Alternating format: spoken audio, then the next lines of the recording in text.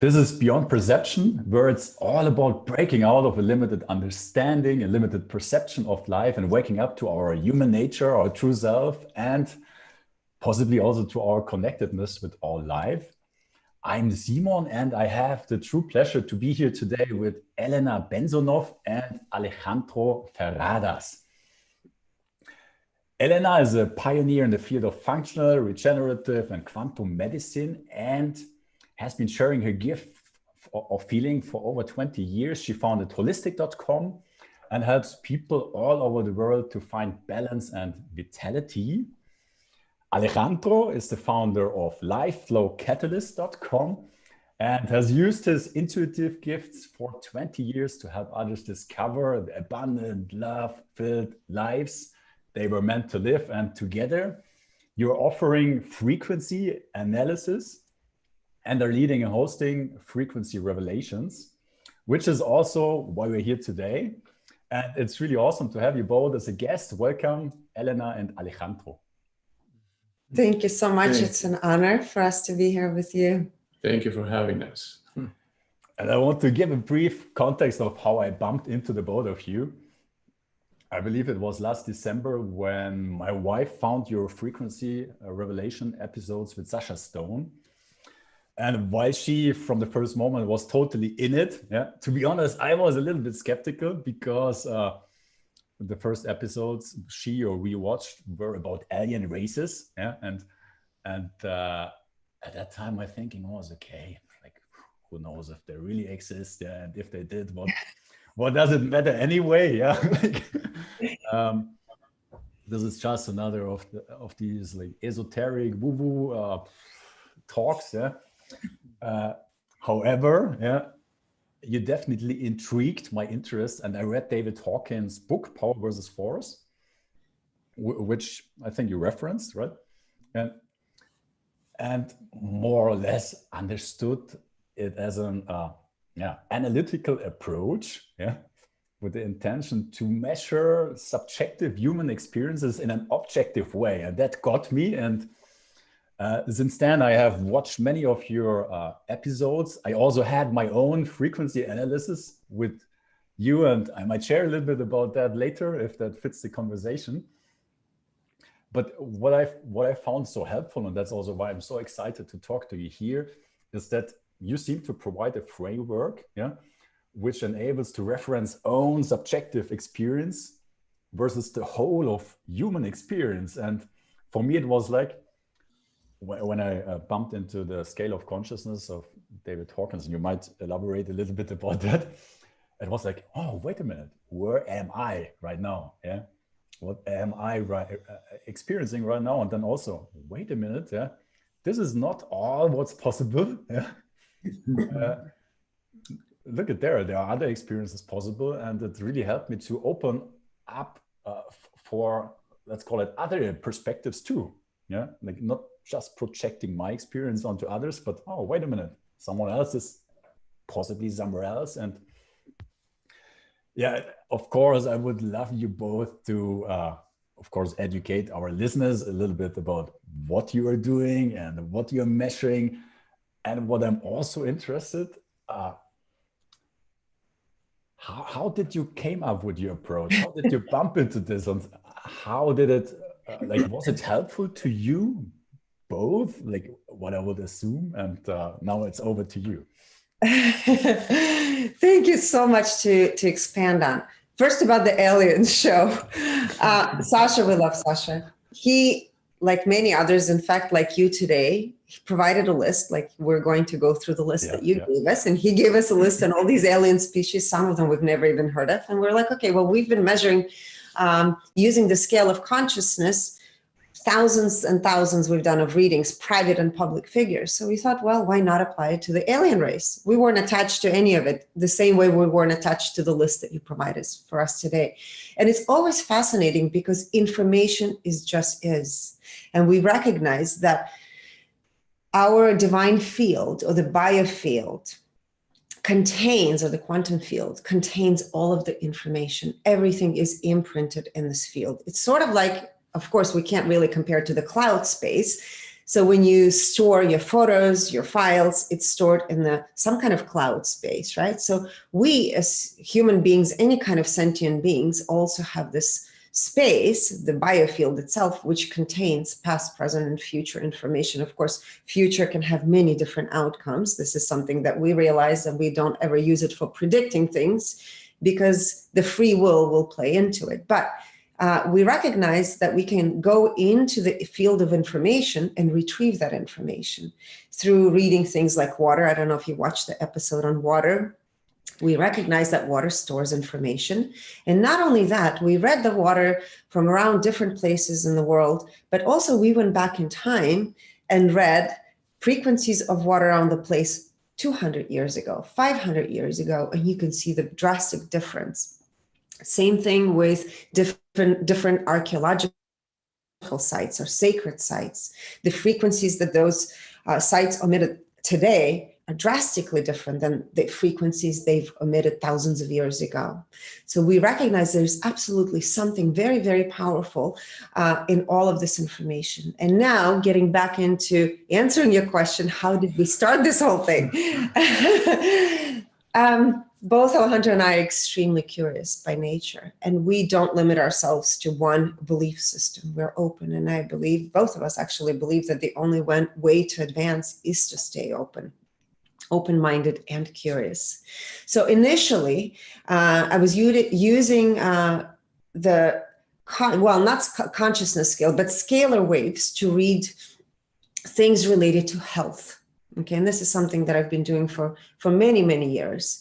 And what we recognized is sometimes there's things that are imprinted on our field, let's say like viruses, which is information in the field, that it will not leave a person's field, even if they say, let's say they were taking herbs or they were treated medically for things, those viruses will come back. And I wanted to know, why is it that these viruses were coming back? In fact, one of the ones that led us to this work was the Epstein-Barr virus. And I wanted to know the frequency of that virus. That was number one. Number two, I wanted to know, why was it coming back? And we recognize that viruses, this is just an example, kind of imprint themselves in the field, in the human energy field, with the emotions, certain unresolved emotions, events, and situations. So then we began to go backwards and test what were the events and situations in that person's life when that virus got imprinted, and what did it correlate to? What events and situation it correlated to, and what was the emotion? So this is how it all started.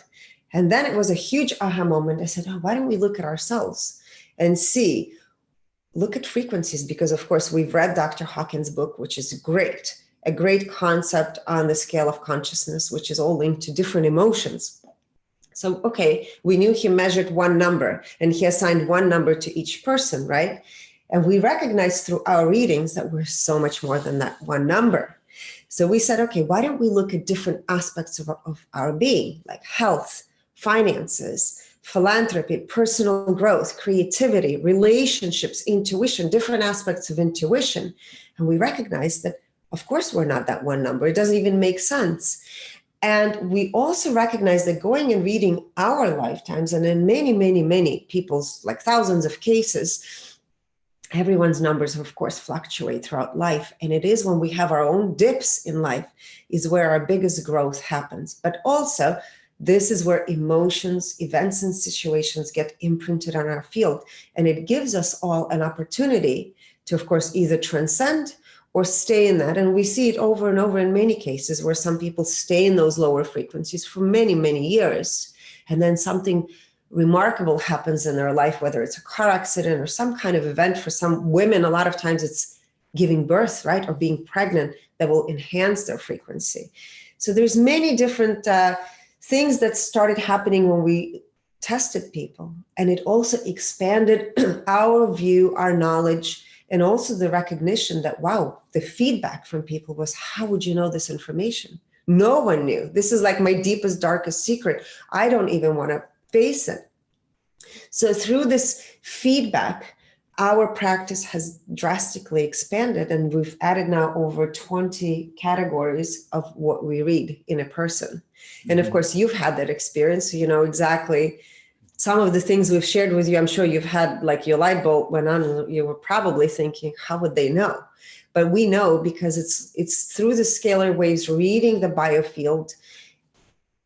That's where all the information is stored, and knowing how to retrieve it is powerful. So it can be used for many, many great things, whether it's for healing, realigning your own biofield, or giving a person an opportunity to check in with themselves and see where they stand, so you can make a decision whether you want to grow from that experience or not. And everything is fine. We recognize that some people are where they are and they're happy where they are. And it's not necessarily about change. But if you have your inner soul's calling, that there is something greater to experience, just know that it's possible. Sorry, I think I just talked too much. No, good. You saved me the time. Yeah. I was awake all night rehearsing. Thank you. Yeah. No, it's wonderful. Thank you so much. Yeah, you just mentioned, or I said it before, I had a reading with you, and I imagine the experience is each time different for everybody receiving a reading. For me, it was very helpful because it gave an outside perspective on my own journey, and it validated, like in my situation, a very difficult time, which I would always like kind of doubt that this really was so bad, and like don't be so tough on, like it wasn't so bad, nothing really happened, like why are you still dealing with that, in a way. Yeah, so seeing your perspective on that, it was like, oh wow, it actually was really tough. Yeah. And yeah, it was not just like a creation of the mind. I mean, in the end, everything is a creation of the mind, but that really helped me to, oh wow, like to develop some appreciation for the difficult times I have been going through, and also recognizing that I came a long way, like, yeah, and it's really helped me to really have a pause and, wow, wait a minute, like no matter what like still happens in this life, like you kind of achieve, maybe it's the wrong word, but kind of like, oh, like that's awesome. Yeah. And and what it also did, yeah, it also revealed or brought to attention maybe some of the weak spots, yeah, like where there's still some like work to do or attention needed, or maybe also a kind of a shift in priority. So I found it extremely helpful. And my wife also had a reading with you. Like her experience was different than mine, of course, but maybe like for those listeners who are encountering this work for the first time. So we mentioned the scale of consciousness before, and there are like, it's a scale from like, do you want to just quickly, maybe in a minute, like explain what the scale is from where to when? Like, Yes, it's from 1 up to 1,000. 1,000 being a fully integrated being, human being, right? Well, where there is no resistance whatsoever, with the divine intelligence just flows freely. And so it is related to emotions. And based on the predominant emotion, that dictates the level of consciousness that the person is experiencing. And of course, the lower the number, the higher the level of resistance that the person is experiencing, right? And you go from as 1 up to 200, that is what Dr. Hawkins called the force end of the spectrum. And anything from 200 and above all the way to 1,000 is the power end of the spectrum, right? Because it needs, it has less and less resistance, therefore it moves freely more often than not. So we use the scale of consciousness that Dr. Hawkins created as a point of reference, right? To give people the idea of what is it they are experiencing and how they're experiencing it. and also pinpoint the emotions that are contributing to the level of consciousness they're experiencing. But we go beyond that, just one number, like Elena pointed out. We don't use kinesiology. And people say we don't use pendulums. Right. We use actually technology. Yes, and it's not based on our intuitive abilities, although it comes in handy, especially when we're interacting with a person and describing their vibrational frequency analysis. But it is not based on our intuitive abilities. It's pure quantum physics, quantum mechanics. Mm-hmm. One of the questions I had, and I might be playing devil's advocate here, because consciousness, like, it's subjective, right? How can we objectively measure it? And one of the questions I had, if I were to use your technology or your machine, would I have different results, or would those results still remain the same? Does it matter who is doing it? Because I remember from the book that David Hawkins says, like, in order to be a reliable indicator or measure something, you need to be above a certain level of consciousness, if I recall it right. Yes. Yes. And that is definitely extremely important when one is applying kinesiology, because emotions can get in the way and obstruct the flow of that which we're seeking, right? As the answer we're seeking. But the way when we do it, since we're not using kinesiology, it's a different story. But still, it is better to vibrate at higher levels or a high level, right? To where there is no interferences whatsoever with the work. Now, it will depend as of the ability of the person to tune in along with the instruments when they are doing the reading, and to get the high level of accuracy that we are obtaining. And that has to do with practice, or, it's like people that are born like prodigy childs, or children, that they at the age of 5, they're playing like Beethoven or Bach or, right? Or Chopin, and without taking any lessons whatsoever. So the instrument works very well. It vibrates a very high frequency. The method itself also extremely high frequencies, but it is very helpful to acquire a high level of accuracy if the person really connects with the instrument, to where the instruments become like an extension of the person. You know what I always say? If you have a piano in your house, by having it in your house is not going to make you a Mozart. And concerto piano player. So it's the same thing. You can have the most incredible instrument at your hands, but if you're not good at differentiating what is you, what is not you, when you're working with it, and also practicing, committing yourself fully to using it on a daily basis, you will not be good, period. Yes. And the key, I think one of the key factors is to remove judgment out of the equation, because judgment brings resistance and it slows down divine intelligence, that which we're retrieving, right, from the field of information. So could you say that the higher your own frequency, the more you are aligned with truth, the less you're projecting your own subjective desires onto the results, and the more objective the results are? Yes.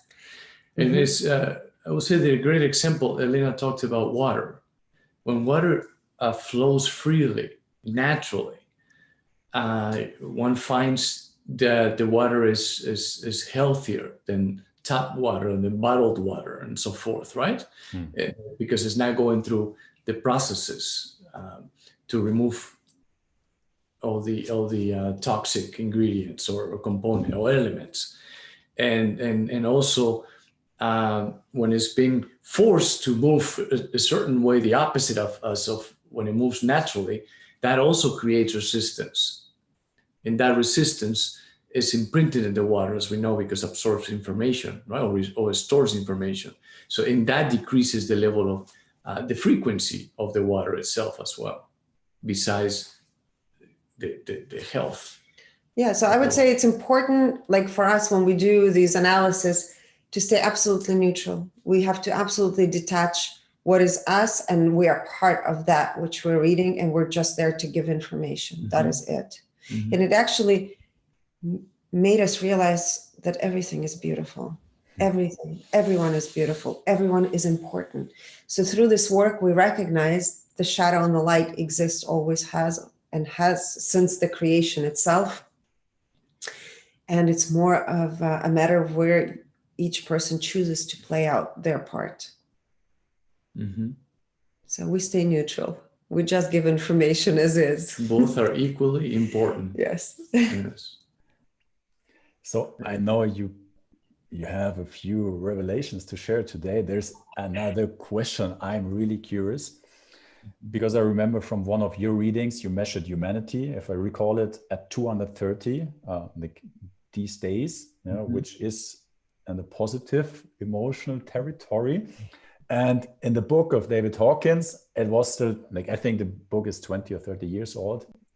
It was something like 204. So that there already is an ascension. A frequency is increasing of humanity. And my question is, because I also recall from the book that the majority, 85% at that time of humanity, were below, like were in a negative emotional state, even though the average frequency was in like at neutrality. So that also would mean that a minority of high frequency beings can compensate a lot of beings maybe vibrating in a negative emotional state.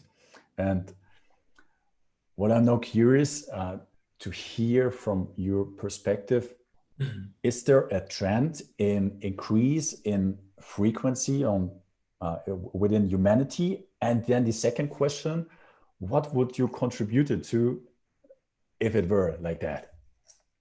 Great question. I'll answer part one. You can do part two. We actually have measured the human frequency overall collective, right? Of the human frequency for thousands of years. We went back and we wanted to see the trends. Okay. And what we recognize, it's not that it's going up. It's been going up and down. And we're pretty much in a similar place where we were 2,000 years ago. Okay. So the big change is going to come to something else. We don't know what that something else is, but we did measure several generations, and you might want to talk about that. Yeah, there are a few ancient civilizations that vibrated at very high frequencies, mm-hmm. right? In comparison to the rest of the world at that time. And but yes, the human collective at 230, we also looked at the different points that we address when we do the vibrational frequency analysis. And there are some points to where this is, you know, at very high frequencies when it comes in relation to different aspects, as of how they view when it comes to personal growth, creativity, mm-hmm. you know, intuition, and so forth. But I will say that a drastic change is actually, based on our research, is taking place in 2045. And that there's an event taking place apparently, and this really actually such a stone suggested to, if we, you know, asked us to measure it, and because an astrologer, a friend of his, said that there was going to be an event taking place that year and changing things, right? So we decided, okay, let's look into it on a deeper level. So there is going to be an event that's taking place at that time, but as has been, we have experienced many of events in the past that vibrate at very high frequencies, you know, 1,000.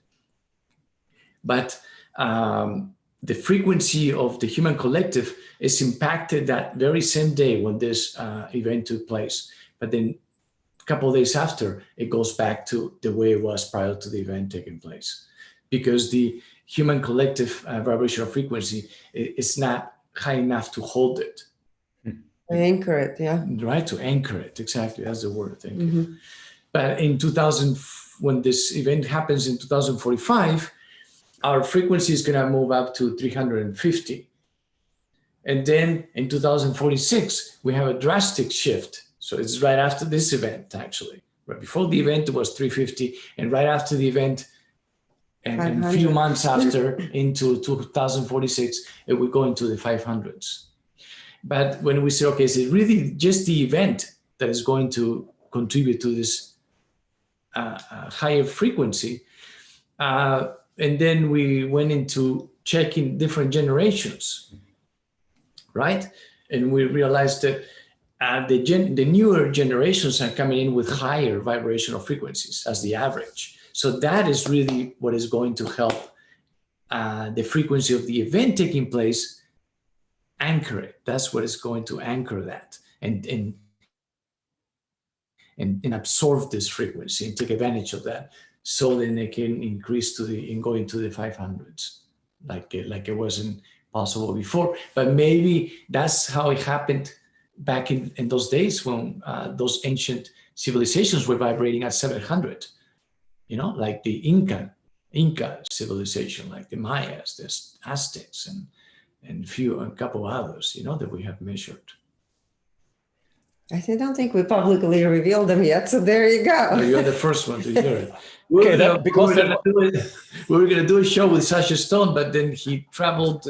Because that was my question. So I missed that episode. We didn't do that yet. We didn't do it in our community, but yeah. That was exactly my questions. Like, how is this, if there is an ascension, how is it being done? Are like the different generations like incarnating here with different frequencies kind of contributing to an increase? Mm-hmm. Yes. That was one of my questions. So, but we as a human collective, we're also doing the work. We're also expanding, right? Mm-hmm. We're also contributing.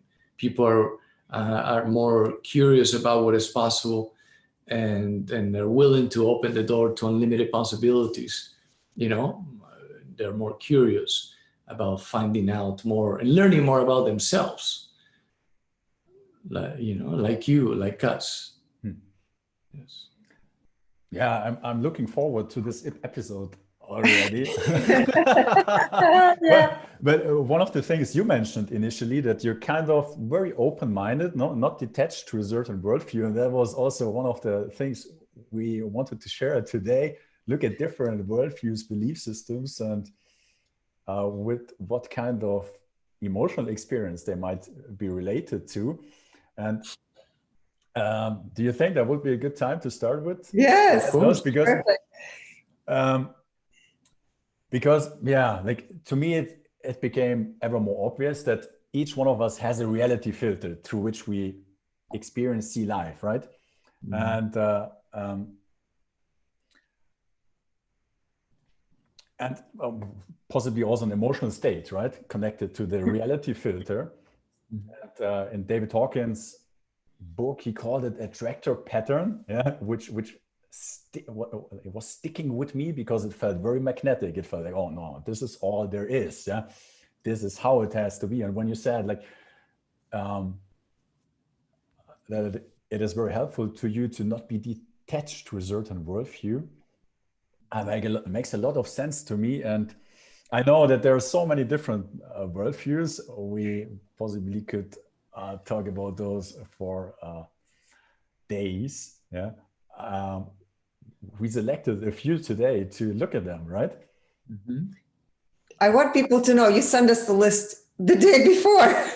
Yeah. So talk about non-attachment. Yeah. And I was so excited. I'm like, I want to know. And this is so exciting for us, just so you know, and people who are watching and listening, this is an exciting piece of information. And the reason we absolutely love doing this is for us, it creates so much clarity. And over the last 2 years, having our community, it has created an incredible amount of clarity and recognition. While there's chaos, this chaos that could be happening on so many levels, it gives you peace knowing what is created as an illusion and something created or inserted in our holographic reality, right? and what is perhaps something that's worth exploring based on the frequencies and integrity and different aspects. So today we'll cover with you, let's see, 1 to 4 different aspects in relationship to some of the theories that you've asked us to measure. Yeah, and I have to say it again. I said it, I told it to you before. I'm extremely grateful, and I was a little bit ashamed to just send you yesterday this list because I know it takes a lot of time on your side to prepare those numbers. So I'm beyond grateful that it worked and that it intrigued you also to find out. Very, very much.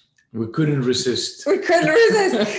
And there was a surprise, which I actually said at the end. It touched me so deeply because through these requests like you and people in our community, we also learn, because our worldview and our view of creation expands. And that's actually what consciousness is, right? And the creation itself, it's learning from itself. So we're all learning from each other.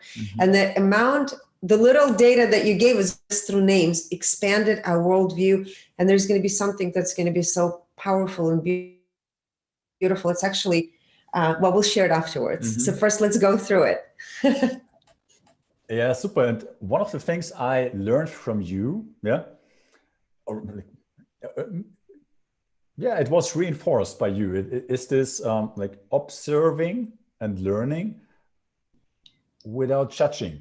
Yeah. So also like talking about these numbers, to me, it is not about competition or, oh, wow, this is higher than this and whatever. I have this number, you are at that number. Yes. But it's more like, oh, wow, like I'm having this experience. Yeah. There's another one. Yeah. And it really enables flexibility. Yeah. That's very important. Like for me personally, to also maybe share with the listeners. Yeah. That it's not about a competition here. And we always say that. Actually, we've had a few people who join our community and they will say, where's your timestamp on all these things? And why aren't you putting these numbers on each slide? In our community, we don't do that because it takes away from the message. And we always say, what is a journey for one person at the frequency of 250 could feel like an enlightenment, because they had to overcome so many hardships, so many lower frequencies. And it is beautiful where they're at. And it is appreciating your frequency and understanding how much work it took for you to be here. And for another person, being at 400 wouldn't feel the same way. This is why we always say we can never compare two people's journeys. Every journey is unique.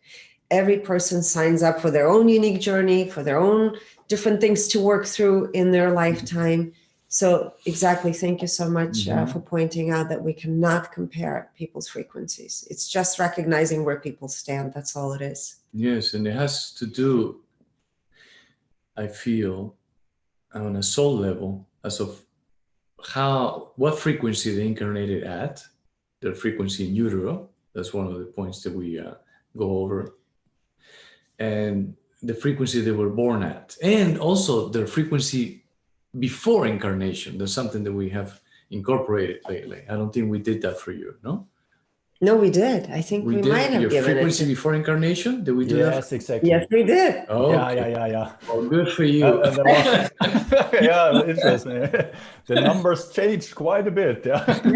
Fascinating. Why and how? Right. So yes, on a deeper level, we feel that there is a greater feeling to be experienced, right? And we just don't know exactly what it is, but we're always, as long as we have a strong conviction that we're being divinely guided at all times, and we just have to tune in, right, to get the right information and just trust that we're being guided. That doesn't matter what frequency we're experiencing. It's just all for the sake of the experience, and then things will come and flow freely more often. Yeah. So really not identifying yourself with the experience. Exactly. By thinking too much. Mm-hmm. Paying too much attention to the intellect, and and that's what slows down the process of allowing life to surprise you, and bringing you into a full alignment with your divine purpose. That's one of the points that we also measure, right? Alignment with divine purpose and alignment with personal purpose. Yeah, I think this was a message to me. Yeah. Yeah. To all of us. Yeah. Yeah. Like, do we want to start? Yes. Yes, please. Yeah. Okay. So, like, do we start? Do you want to introduce the theory? Yeah. We can give the numbers, or you introduce the theory and then we give the numbers. Okay, then I will say a few words. Yeah. So, yeah, there is a great debate about what shape the Earth has, right? And like, I looked into this a little bit, and yeah, there are good reasons against and pro, different theories, different models. And what we want to share here is results for different shapes of Earth. Well, what do we want to start with? The sphere? Round Earth. Let's start with the round Earth. Yeah, I guess this model is familiar with the most of us. Yeah. So we can go straight into it, into numbers, right? So yeah, maybe a few words, because it's really interesting. Yeah, our Earth is a sphere, an ellipsoid, and we don't fall off this planet rotating with a speed of 1,670 kilometers per hour at the equator, yeah, which is quite a bit, because gravity is keeping us to the surface while we're on our journey through the solar system.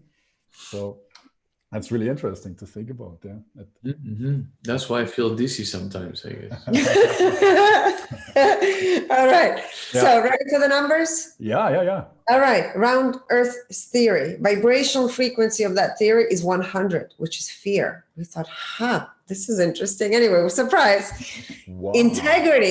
Integrity of the theory, 63%. So it's important to measure the integrity, right? And then we measured alignment with divine purpose of the theory, and it's 82%. So the frequency is scaled from 0 to 1,000, and the percentages I'm giving from 0 to 100%. So alignment with divine purpose of round Earth theory is 82%, so out of alignment. Alignment with its mission, the mission of the theory, is 99%. So what does this mean? I don't know, but these are the numbers. Well, whoever came up with the theory was really felt a sense of fulfillment, right? That he accomplished his mission almost to the fullest. Yeah, very interesting. 99%. So that's its mission, right? So that would imply it's like time for the next mission, another mission, another. There should be something else, and that's why you gave us the questions that you provide us are giving us some clues, right? So these are all meant to give us like breadcrumbs on the way to perhaps opening our curiosity even more, and looking and testing different things to see where is it guiding us? What is it? But to be honest, I'm very surprised. We were too. We were too. Yeah. Well, but obviously, I'm very curious to compare it to the other theories and models. Should we hop? Yeah, go. Of course. Go for it. Yeah. So, brief introduction to flat Earth. Yeah, like possibly some of you have heard about it before. It basically means Earth is a plane. There's no curvature, and possibly also no gravity. Just different densities determining if an object rises or floats. And there might be a firmament above us with the stars, moon, and sun in it. And interestingly, there are really good reasons justifying this theory. For example, if you look at flight routes of airplanes, they seem to only make sense if you put them on a flat map. Then suddenly routes become straight lines.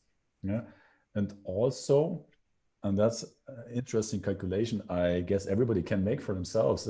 You can use Pythagorean mathematics, formulas, because if Earth would be a ball, a sphere with curvature, if you look for, like, and I'm using the example of Lake Constance, which is the largest lake of Germany. So from one side to the other, it's 40 kilometers. And there, by the theory, if Earth would or is a sphere, there must be a water tower, like a water wall in between of, I believe it's 16 meters. Yeah, like based on the curvature, like we're experiencing, or we should have if planet Earth exists.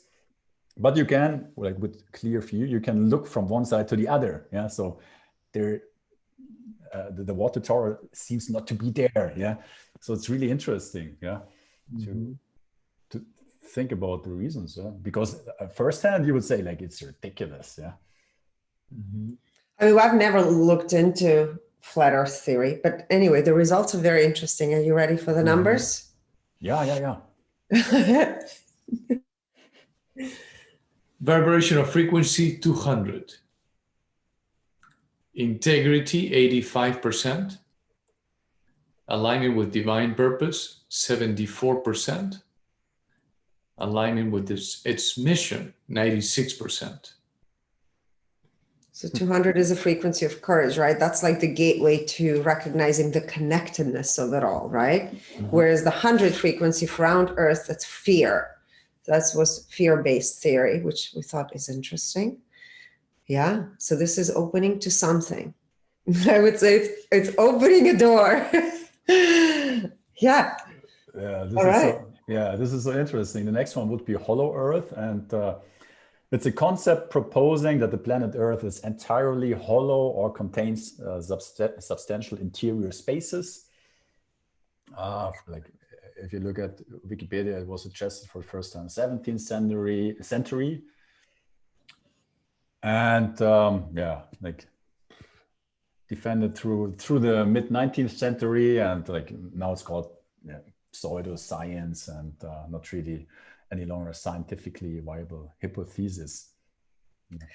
Yeah, what I find interesting is we did an episode with Sasha where he had us measure Agartha, supposedly the city, and the civilization in the Earth, and it was a frequency, I think, of 700. 700, and then he had us measure the sun, inner sun, which vibrated at a frequency of 10,000, which is the same frequency as the sun that we see. So the hollow Earth theory, are you ready? Yeah. We talked about getting some drums. I know, we need drums. Vibrational frequency 500. Integrity 94%. Alignment with divine purpose 99%. And alignment with its mission 100%. You know, you mentioned about the flat Earth theory that they said is also has to do with levels of density, right?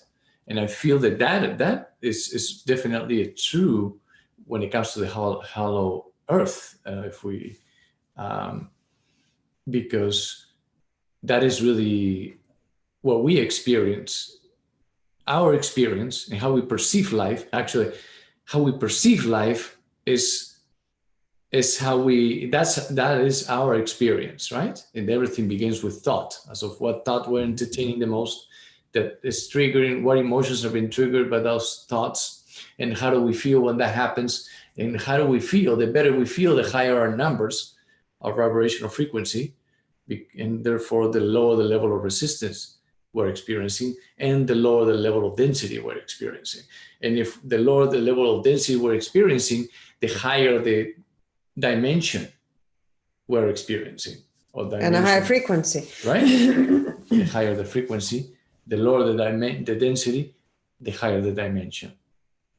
So that could be also a little bit of from the flat Earth or the round Earth. How about the round Earth? The round Earth could be applied right into the hollow Earth theory. Yeah? Theoretically, it could also be a combination, right? It could be a planet which is hollow. It could be a flat Earth which is hollow. Exactly. It could be a combination of many different things. Yes. All right, next one is a geocentric model, I believe, right? Basically it says Earth is at the center of the universe. Okay, the frequency is 55. 55 is apathy, what we would call in this case manipulated theory. Integrity of the theory is 7%. Of course, we know that's not true, right? The whole theory was discredited. Alignment with divine purpose, 3%. Alignment with the mission of the theory was 15%. So It was created by Ptolemy of Alexandria. which we didn't read. We should have read the frequency of that. We didn't do that. But anyway, yes. Next one. The next one is heliocentric model, which basically says that the Earth and planets revolve around the sun at the center of the universe. Created by Nicolaus Copernicus. Yes. Vibrational frequency of 50. Integrity 8%. Okay. Aligning with divine purpose 8%. Okay. And aligning with its mission 15%. So perhaps there's something else. Yeah, that was my question. Okay. A lot more to be explored. Explored and discovered. I think astronomers, cosmologists, quantum physicists have their work cut out for them. Interesting. Yeah. Very. Okay. Yes. Very unexpected to me, to be honest. Yes. For us too. Yeah, because you don't have numbers. We didn't give them to you yet. Yeah, no, I don't. And I mean, like from there, there are different views on planet Earth or Earth itself. But then also the other question is, how did we evolve? Like how did we came as humans into existence, right? And about these questions, many people have been killed, imposing the answer on that. So we might also look at different models for explanation. Yes. And I feel that after we go through that,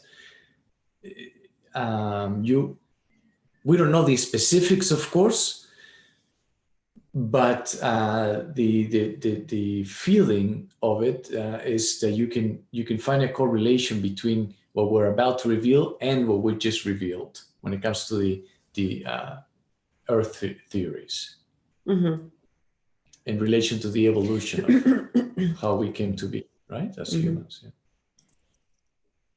Yeah, I'm excited. Go for it, go. So do we want to start with creation? Yeah. Please, yes. Yeah, like in a sentence, it's really an all-powerful, mighty God created us humans, respectively all creation. And like if you look at the Bible or the Quran, it holds that God created the world and mankind, like even within 7,000 years. And creationism is associated with a dogmatic doctrine of salvation in an absolute manner, and many other biblical interpretations. I mean, I guess everybody's familiar with that. Yeah, religious creation. I will say one thing. This is where the God is personified. Yes. Right? Vibrational frequency of religious creationism is 50, manipulation. Integrity of this theory is 5%. Alignment with divine purpose, 2%. Alignment with the mission, 97%. Very, very revealing.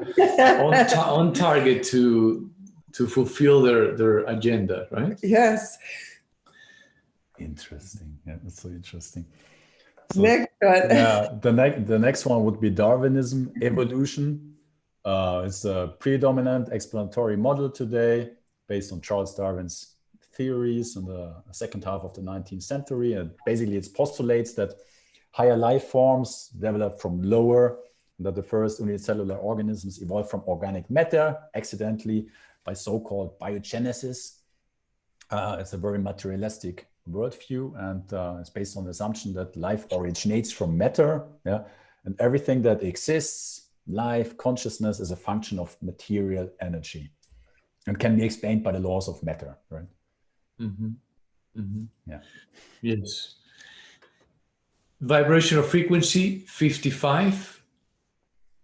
integrity, 21%, alignment with divine purpose, 15%, alignment with its mission, 88%. So those two theories can be thrown out the window. Yeah. No, I don't want to hop into these frequencies, to be honest. Let's do the one on human race genetically engineered Okay. alien slave race. Yeah? Yeah, super. Yeah, that was another concept. Some researchers like Zekaria Sitchin believe that, for example, the Anunnaki genetically engineered modern-day humans by crossbreeding with Homo erectus.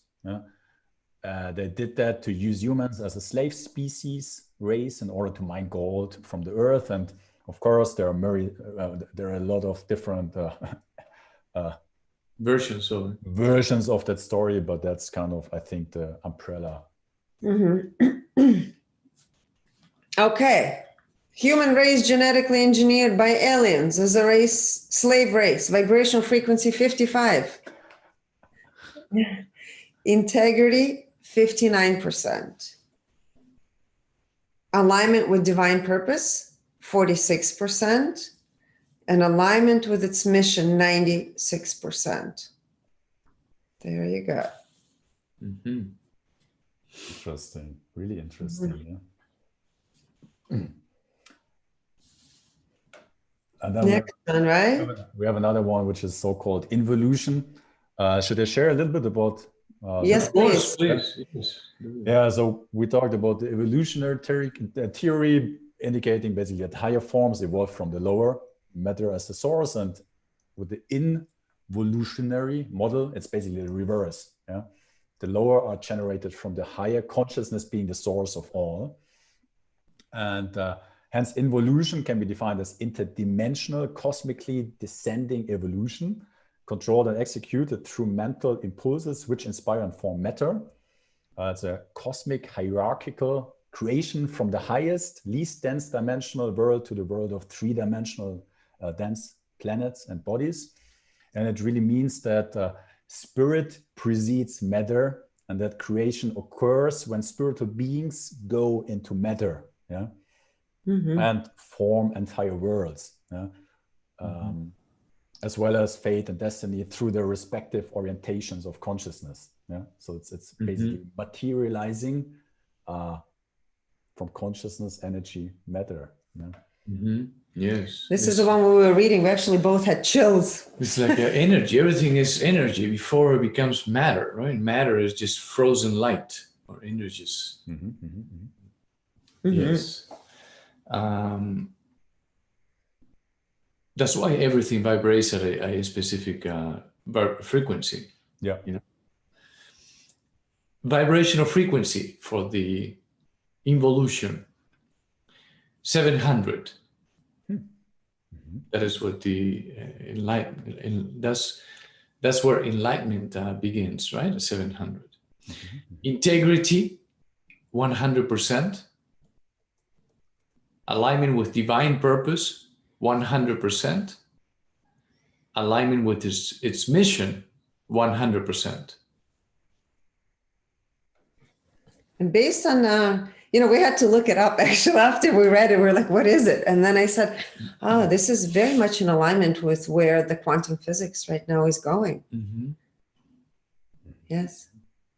So makes sense. Interesting. Yeah. So my question, if mission is 100%, so that means it accomplished its purpose and something else is coming now? So that means another concept, another theory? How would you understand it? I will say that if there's another theory, it will be an extension of this one to actually expand it, to be more specific and detailed oriented, and better for people to understand it better. And so if they feel it as something that it is that resonates with people, but in order for that to happen, or in order for that to take place, people's vibrational frequency has to be higher, right? Because that is how they can actually perceive it from a higher perspective. But I think the quantum physicists are onto something. They'll be the one that will be coming up or postulating new theories, and I would say it most likely will be based on that. Yeah, and this is the one that I said that you can find a link between involution and the hollow Earth theory. Interesting. I believe we also have 3 concepts possibly explaining this process of involution, right? How consciousness turns into energy, matter. Yes. Creating what we perceive as reality. And again, it's just a selection. It's just 3 of possibly many. Yeah, so should we just start? Yeah?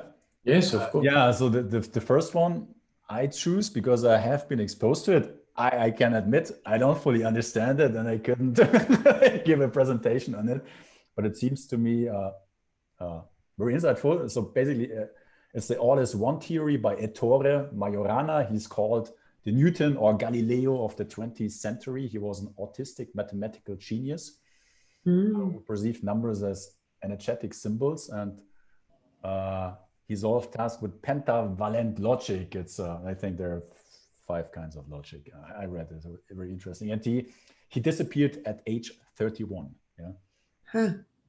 And his model operates with 5 spheres: consciousness, the so-called formation, energy, more subtle energy, and finally, it's called, I don't know how to translate it correctly. It's in German, Feinstofflich. It's a different form, like a denser form of energy, and then matter. Yeah? And of course, there are far more details to it. What I would propose that we kind of present them, and then the listener, if they're intrigued, they can learn a little bit more about those theories, or we might do like another episode, investigating those models. Yeah.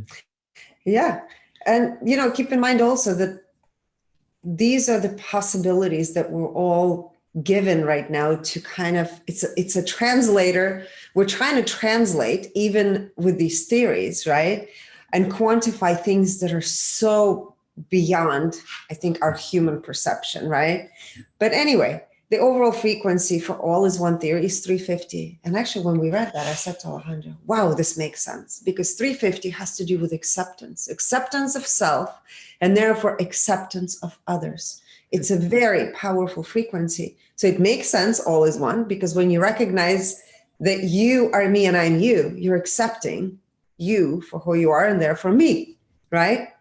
So that's the 350. Integrity of the theory is 86%. Alignment with divine purpose is 90%. Alignment with its mission, 95%. So this is onto something. What that is, we don't know yet, but perhaps there's going to be another genius that will come along and use that as the base to move forward, combining it with the inversion theory. And of course, we tested Ettore Majorana. We've never heard of this before. So this is just our numbers. His overall frequency was 400, so makes sense. He's a mathematical genius, as you shared. That's a frequency of reason, the ability to decipher large amounts of data. So that would give him that frequency, and his integrity was 100%. Yes, he is onto something for sure. He was, right? Yes. Yeah.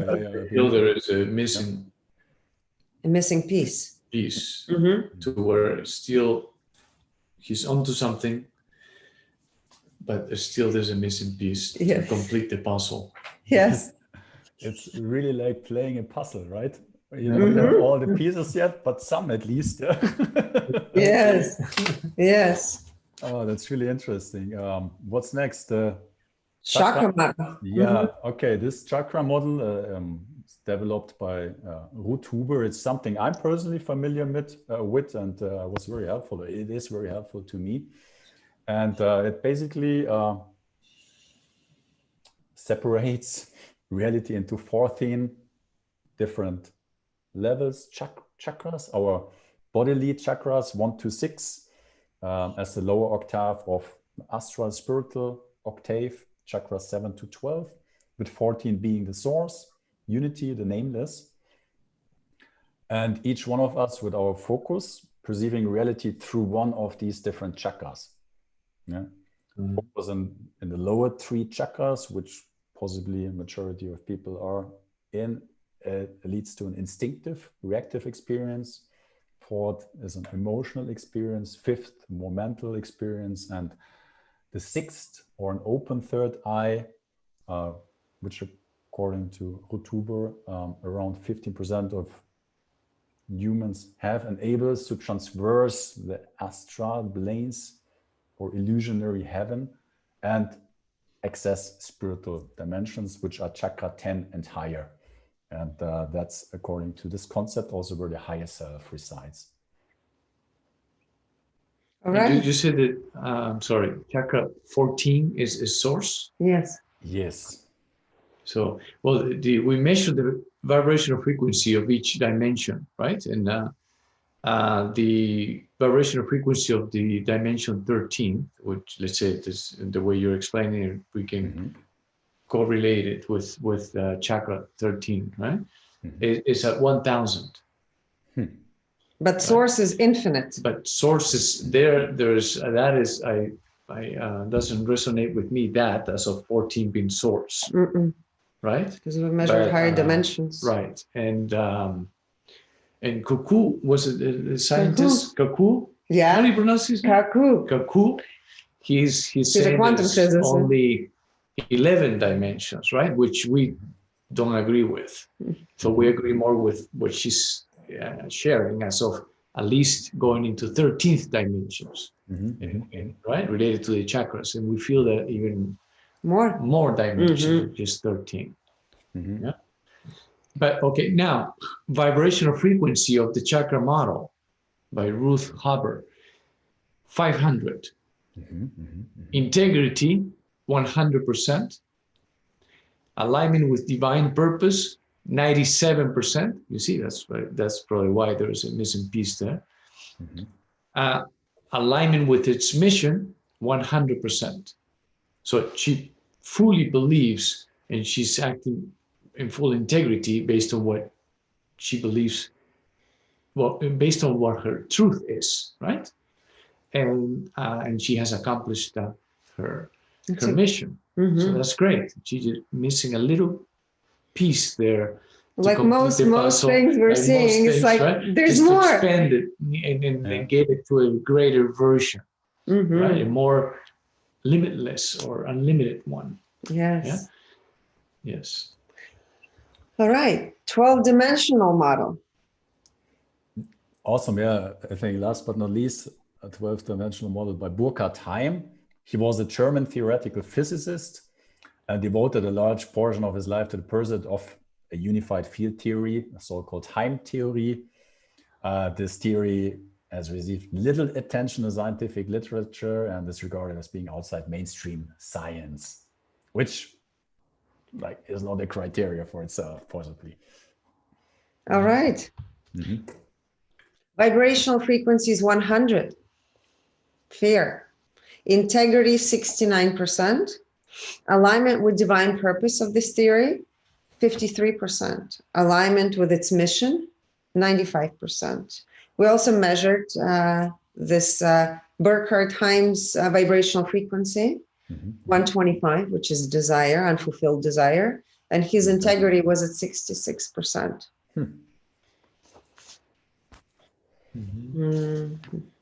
And now, last but not least, you asked us to we never even heard of. But thanks to you, I will say this.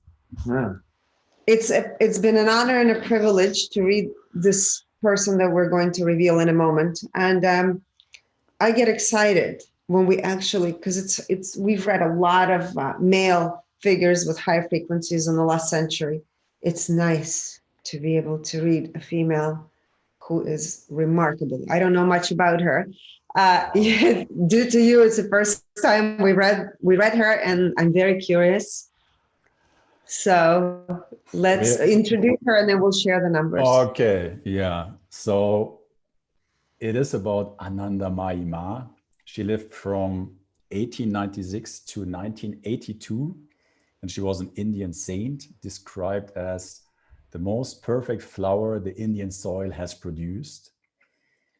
precognition, faith healing, and miracles were attributed to her by her followers. And her Sanskrit name, Anandamayi, translates as joy permeated, and was given to her by her devotees. And I'm getting very excited. I have chills all over my body. This name was given to her by her devotees in the 1920s to describe her perpetual state of divine joy. And till today, she is to many, and including me, an incredible inspiration, orientation, light, and also really archetypal manifestation of divine unconditional love and joy. And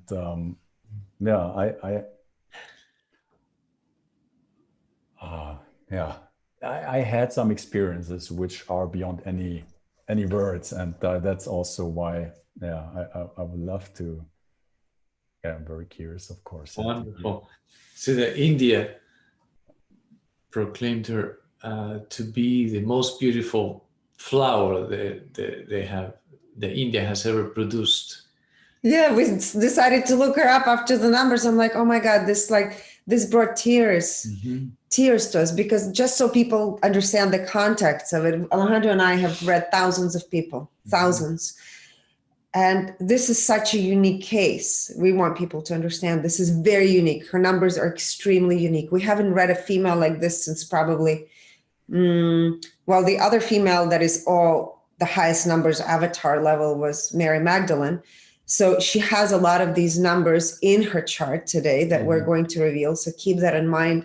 Thanks to you, Simone, for bringing this to our attention, because I always wanted to know, where are the females? We need females with high numbers. So thanks to you. I'll share part one. Alejandro will go into percentages. Yes, of course. So, wow. She incarnated at the frequency of 900, which is the level of enlightenment. Enlightenment goes from 700 to 1,000. We always say 1,000 is a fully integrated experience. She was born at the frequency of 600, which is peace. So there was the drop from incarnation to birth. And her overall frequency in life was 900. Health, she viewed through the lens of 950. Finances, viewed through the lens of peace, 600. Creativity, through the lens of 1,000. Relationships, 900. Personal growth, 1,000. Philanthropy, 900. Intuition, 1,000. Clairaudience, 1,000. Clairsentience, 1,000. So clairaudience is receiving information through hearing. Clairsentience is feeling. So no wonder she was this remarkable healer, and people healed in her presence. Her health at 950 and her abilities at 1,000. Clairvoyance, 900. Claircognizance, 1,000. There's very few people that we've read, and that was some of the artists, modern day, well, not modern day, like Leonardo da Vinci had a couple of thousands in his chart. But these numbers are very, very rare. So she has a lot of these signs of, she's enlightened, totally enlightened being. Yeah. So now we'll give percentages. From 1 up to 100%, right? In the joy as of how much she was enjoying the role that she played in this reality as Anandamayi, 100%. In the now, how much time she spent in the present moment, in the now, 100%. So she was always fully present. In the ego, how much she paid attention to the thoughts that we have labeled as ego, 25%, one of the lowest we have read so far. It's amazing. Is it? Yeah? Yes. And then we have broken it down in two types of thoughts within the ego, the inferior and the superior.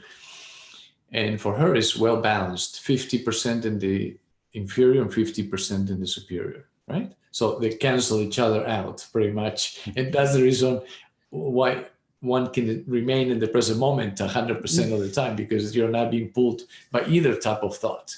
They're passing by, but you're not attaching to it, right? Integrity, 100%. This is how loyal and faithful the person is to their core values and beliefs, to their truth, right? At 900 frequency. Exactly. Mm-hmm. Self-awareness, 100%. Clarity, 100%. Alignment with divine purpose, 100%. Alignment with personal purpose, 100%. Compassion, 100%. Empathy, 100%. Energy purity, 100%. And she was actually experiencing life 96% of the time on the 13th dimension. Mm-hmm. That's the 1,000 frequencies in her chart. Exactly. So thanks to you for bringing this person into our field of perception. It was an honor for us to read her. Mm-hmm. This is really very special.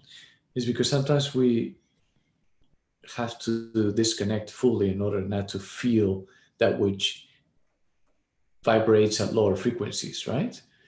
And it's good to experience and feel it, but there's no effort when someone is vibrating at this frequency. We want to feel it as much as possible. It's so nice. You know, it feels like home. It's my bed, my pillow. You know, it's not like going to on a trip and you doing your first night at a hotel. Well, the pillow is too hard or too soft. And, you know, have to find the right spot. But in this case, it's just flowing. It just flows. Yeah. So thank you. You're very welcome, and we love your list. Yeah, gladly I was introduced to her too. Yeah, so I don't know what to say. This is almost a perfect close. Yeah. I agree. You orchestrated it without, maybe you knew it, but yeah, it's perfect as is. Yeah. On a small level, definitely you knew it. No, yeah. Dear Elena, Alejandro, thank you so much for your time, contribution, and sharing these incredible revelations with us. Thank you. Yeah, I will, of course, add resources and also how to contact you, learn more about you to the show notes of this episode, so that each one who's listening to this and wants to learn more. And join our community. We have global community where we have like over 70 episodes. People from every country in the almost every country in the world, you know, and like-minded people that one can meet also and learn and, you know, continue to explore what's possible and dream. What seemed to be not possible and eventually becomes possible. Stay curious, open-hearted, open-minded, and it will lead you to beautiful places. That's when magic happens. Nothing to add, yeah? No, I can definitely recommend for those who have not yet watched your revelations, check them out, look through the webpage. There's so much to learn and see, and I'm part of your group, yeah, so I can truly recommend to join that and explore reality together. Yeah, that's right. What really drives me too. There's so much to learn, explore, and thank you again. Yeah, thank you listeners for joining us on this discovery and exploration. And never forget, all is love, fear is illusion, all beings are free, and truth can never be destroyed.